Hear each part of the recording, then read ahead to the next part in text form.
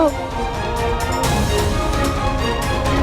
महादेव, महाकाल होकर अपने पुत्र को काल के घर में कैसे जाने दे सकते हैं आप? काल के घर में कैसे जाने दे सकते हैं आप? काल के घर में कैसे जाने दे सकते हैं आप?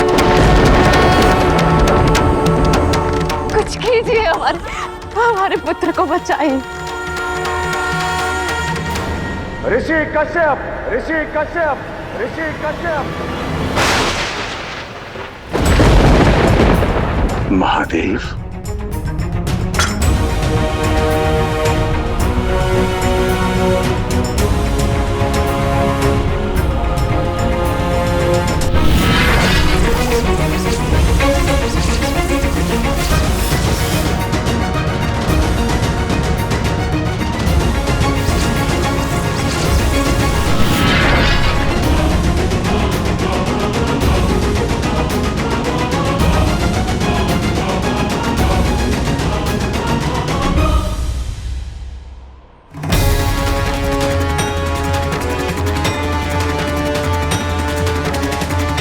गौरी पुत्र गणेश की ये दशा। हाँ ऋषिवर, असुर आप ही का वंश है। आप उनके लिए पिता के समान हैं। आप ही के एक अधर्मी अन्याय असुर अनलासुर ने मेरे पुत्र गणेश की ये दशा कर दी है।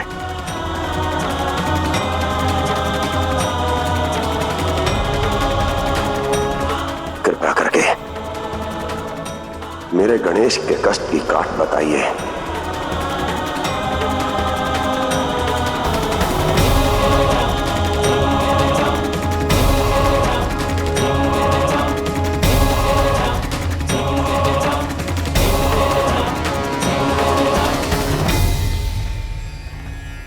नहीं ऋषिवर, आप मेरे परदादा हैं। अपने वंशज का साथ दीजिए, उसका अंत मत कीजिए।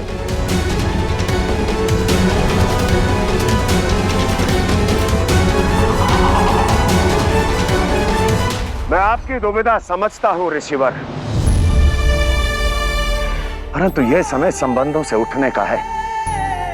इस संपूर्ण संसार के लिए उदाहरण स्थापित करने का है।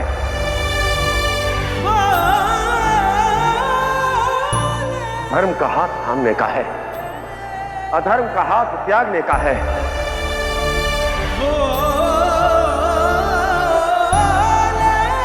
आज घटनाओं के इस क्रम में, परिस्थितियों के इस पाश में आप और मैं, दो पिता एक साथ फंसे हैं ऋषिवर।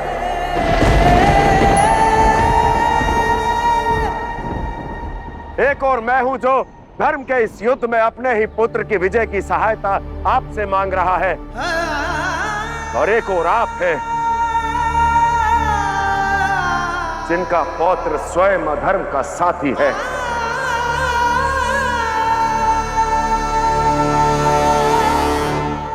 आज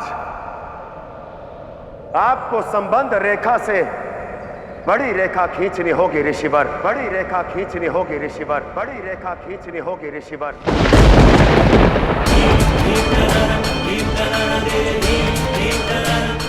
धर्म का हाथ थाम कर अधर्म का विनाश करना होगा, अधर्म का विनाश करना होगा, अधर्म का विनाश करना होगा।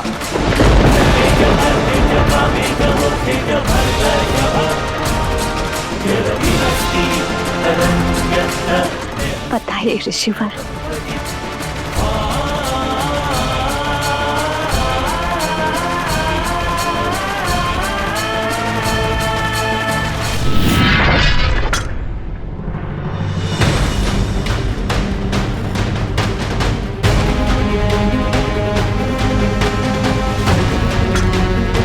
प्रणाम महादेव।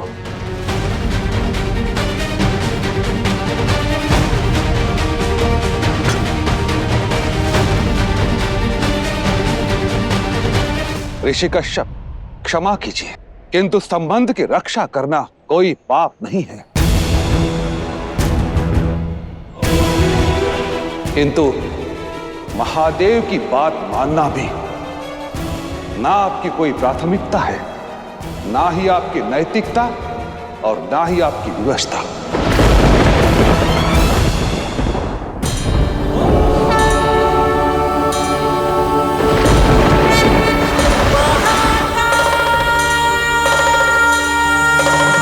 शुक्राचार्य, शुक्राचार्य, शुक्राचार्य।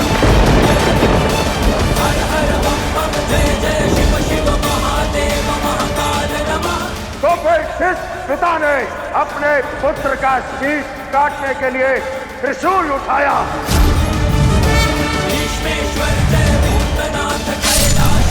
आज वही पिता उसी पुत्र के प्राण बचाने के लिए, उसी पुत्र के प्राण बचाने के लिए, उसी पुत्र के प्राण बचाने के लिए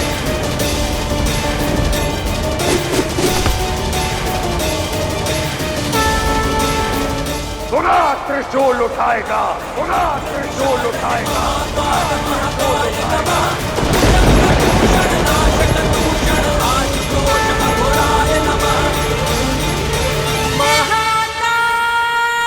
और तब तक हर उस अधर्मी का शीश काट देगा, अधर्मी का शीश काट देगा, अधर्मी का शीश काट देगा, जब तक उसका पुत्र पुनः ठीक ना हो जाए।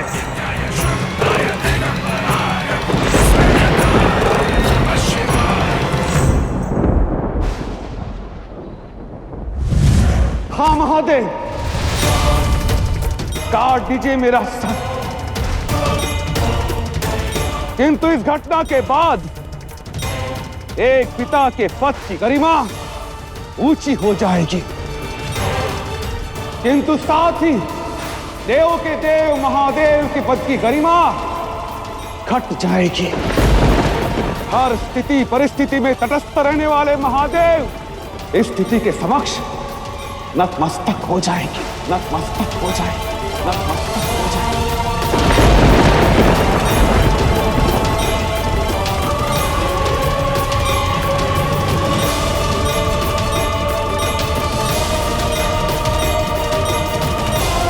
चलाइए महादेव त्रिशूल। आपके द्वारा संहार से ये असुर गुरु शुक्राचार्य तर जाएगा।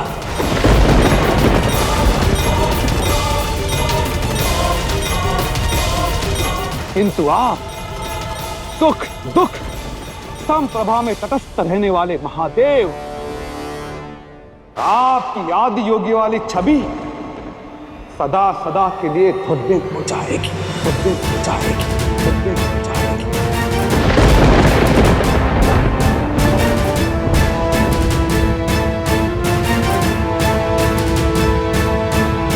चलाइए महादेव, कर दीजिए मेरा संहार, कर दीजिए।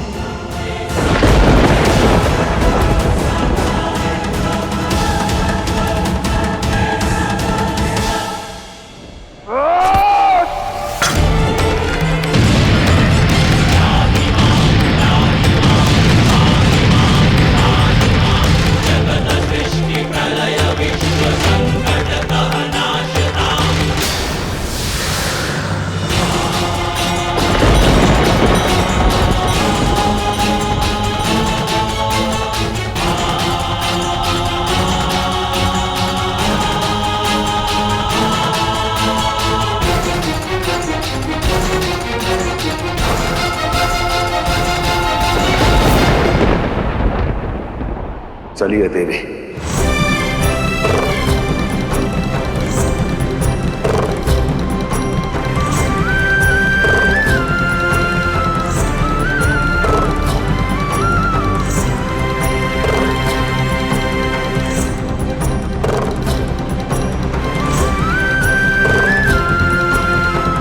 हमें हमारे पुत्र को कहीं और ले जाना होगा, क्योंकि यहां उसका कोई उपचार नहीं होगा, कोई उपचार नहीं होगा, कोई उपचार नहीं होगा।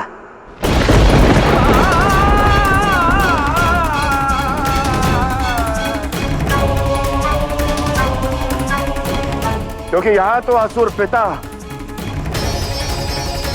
और असुर गुरु दोनों ही धर्म के आगे संबंध का चुनाव कर चुके हैं।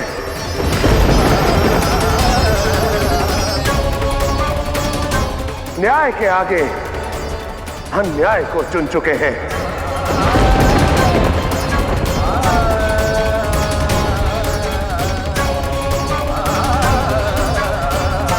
और हर बार की तरह धर्म, न्याय, इन सब को बचाते हुए शिव और शक्ति को ही बलिदान देना होगा। शिव और शक्ति को ही बलिदान देना होगा। शिव और शक्ति को ही बलिदान देना होगा।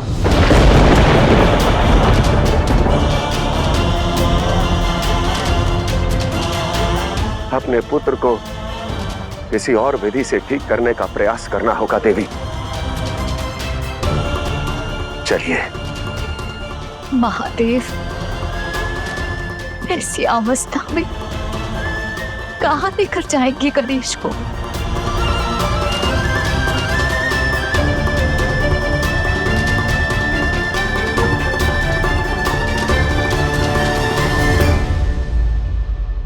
यदि आप ये त्रिशूल नहीं उठा सकते तो मुझे बताइए। मैं हर अन्याय, हर अधर्मी का संहार करूंगी। हर अधर्मी का संहार करूंगी। हर अधर्मी का संहार करूंगी।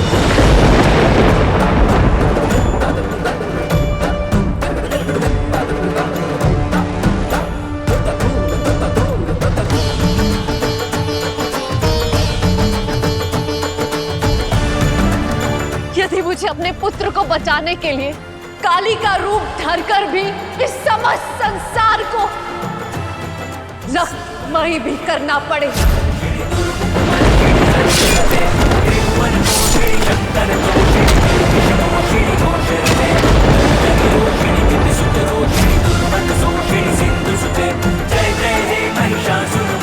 तो ये माता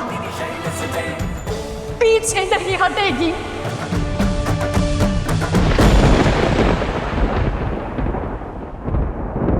बताइए मुझे। नहीं देवी, यह अनर्थ होगा, अनुचित होगा। यदि शिव और शक्ति ही परिस्थितियों से उलझकर विचलित होने लगे तो क्या सीख देंगे इस संपूर्ण संसार को?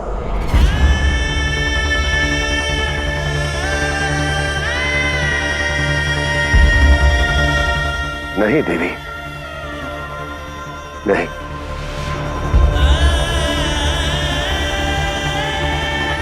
आज पुनः शिव और शक्ति को भावनाओं की आहुति देनी होगी। भावनाओं की आहुति देनी होगी। भावनाओं की आहुति देनी होगी। जगत कल्याण चुनना होगा। कर्तव्य की बेड़ियों का मान रखना होगा देवी।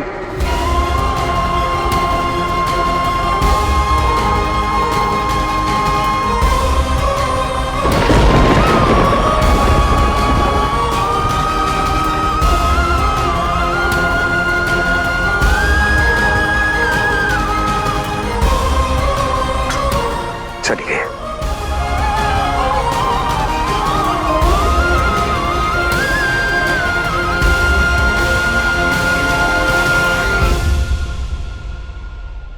ऋषि कश्यप,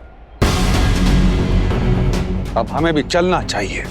जानता हूं कि मेरे कथन से आप आहत हैं, किंतु युद्ध तो साम दाम दंड भेद से जीते जाते हैं।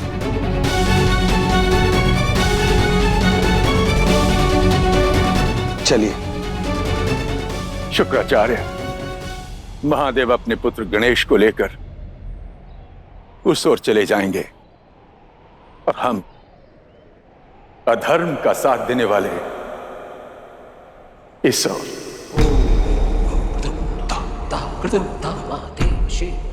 ऐसा करने से मेरा और महादेव का मार्ग तो भिन्न हो जाएगा। मेरा और महादेव का मार्ग तो भिन्न हो जाएगा। मेरा और महादेव का मार्ग तो भिन्न हो जाएगा।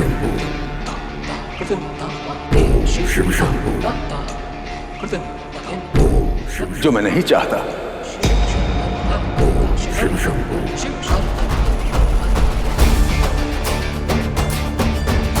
महादेव के विरुद्ध शुक्राचार्य तो जा सकते हैं, किंतु कश्यप नहीं, किंतु कश्यप नहीं, किंतु कश्यप नहीं।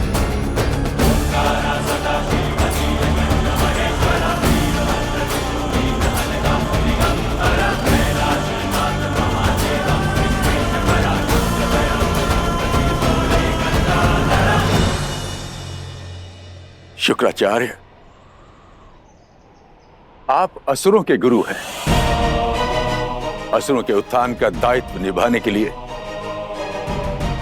यह संसार आपके हर अधर्म को धर्म मान सकता है, आपके हर अन्याय को न्याय मान सकता है और आपके हर अन्याय को क्षमा भी कर सकता है।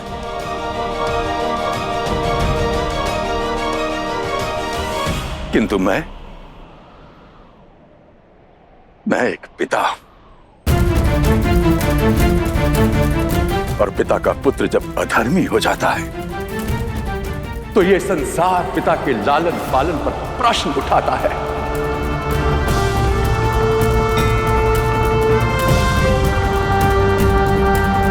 प्रश्न पूछता है कि यह शिक्षा दी है उसे जो दूसरों के जीवन से खेले।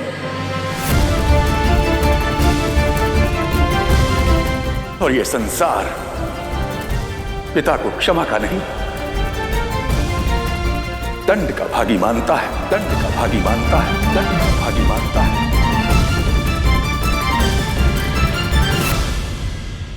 तो क्या आप अपने ही परपोते का संहार करेंगे? यह सत्य है शुक्राचार्य कि यह अनलासुर मेरा परपोता है, किंतु शुक्राचार्य,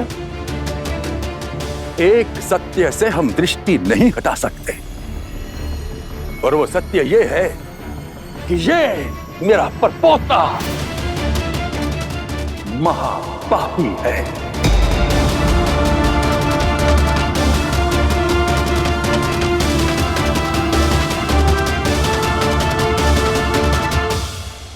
महादेव ने आज मुझे संसार के समक्ष एक उदाहरण बनने का सुअवसर प्रदान किया है।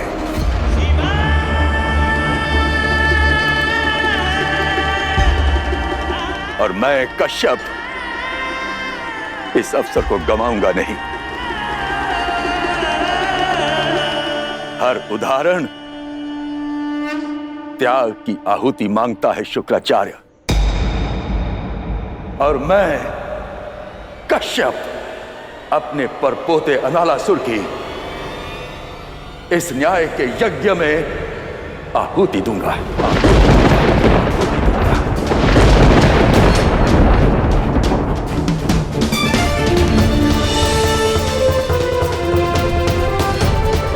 महादेव, मैं बताऊंगा आपको अनालासुर के संहार का और गणेश के उपचार का मार्ग, और गणेश के उपचार का मार्ग, और गणेश के उपचार का मार्ग।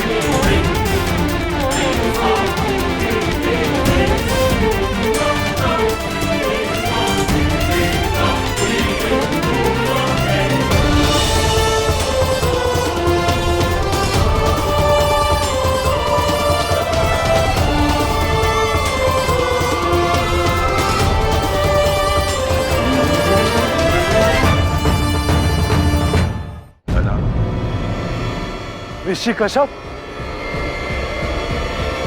दादा होकर परपोते का संहार, ये कहां का न्याय है? यही न्याय है। वो न्याय जो ना तो संबंध देखता है ना वंशज, देखता है तो केवल और केवल धर्म।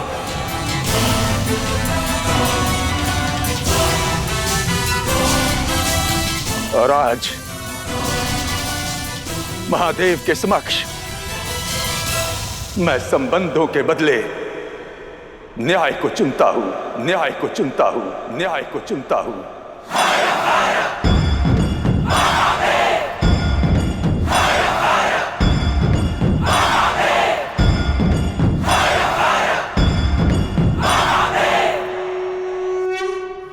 धनालासुर, तुम अधर्म के मार्ग पर चले, इसलिए तुम्हारे जीवन के बदले गणेश की सुध को चुनता हूं, सुध को चुनता हूं, सुध को चुनता हूं।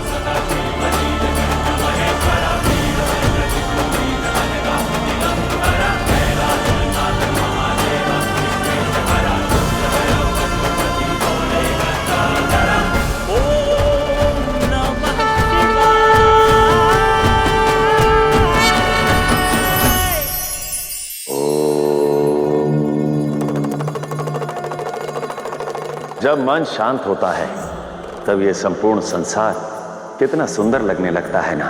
और वही जब मन में शांति नहीं होती तब सुख में भी दुख के दंश दिखाई देता है। अब आप पूछेंगे कि मन को शांत किस तरह किया जाए।